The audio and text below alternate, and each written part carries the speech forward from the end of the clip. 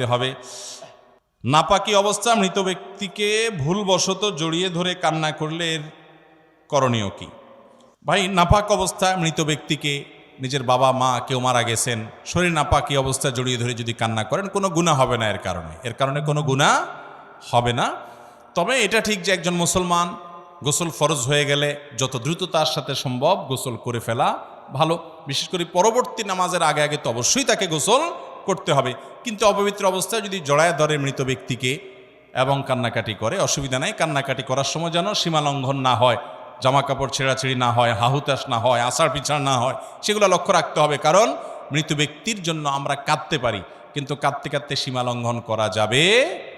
অনেক মুরব্বী আছেন, বুড়ি আছেন, বুড়া আছেন, নাতিটা মারা গেছে, ছেলেটা মারা গেছে, তো আক্ষেপ করে দুঃখ করে বলে আজরাইলের চোখ খাইছে, আর কাউকে দেখে নাই।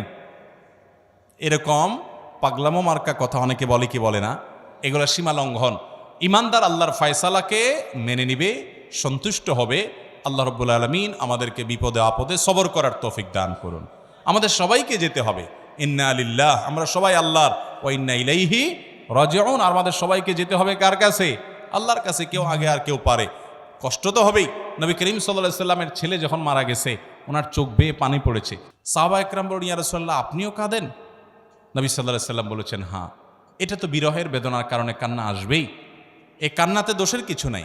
কিন্তু যখন জামা কাপড় ছিঁড়ে ফেলেন, আষাঢ় পিছাড় করেন, মারা যাওয়ার পরে চিল্লা চিল্লা কান্নাকাটি করেন, এটাকে মাতম বলা হয়। নবী করিম সাল্লাল্লাহু আলাইহি সাল্লাম বলেছেন, কিয়ামতের আগে জাহিল যুগের মানুষের কিছু গুনাহ অপরাধ ছিল, এগুলো আমার উম্মতের মধ্যে থাকবে। তার ভিতরে একটা হলো মাতম। লোক ভাড়া করে আনায় তারা কান্নাকাটি করতো, চিল্লাচিল্লি করতো।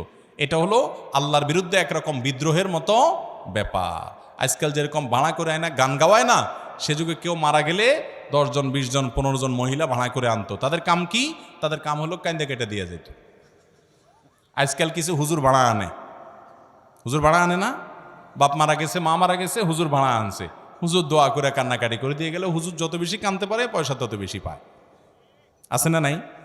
হুজুর অবশ্যই দোয়া করবেন, কিন্তু অনেক এলাকায় আছে রেট ঠিক করে দেওয়া আছে। বিশেষ করে চিটাঙের দিকে আছে যে হুজুর মিলাদ করবেন, দোয়া করবেন, নর্মাল করে দিবেন 50 টাকা রেট, একটু ভালো করে করবেন, বেশি সময় নিয়ে করবেন 100 টাকা রেট, আর যদি একটু টানতে পারেন তাহলে 500 টাকা।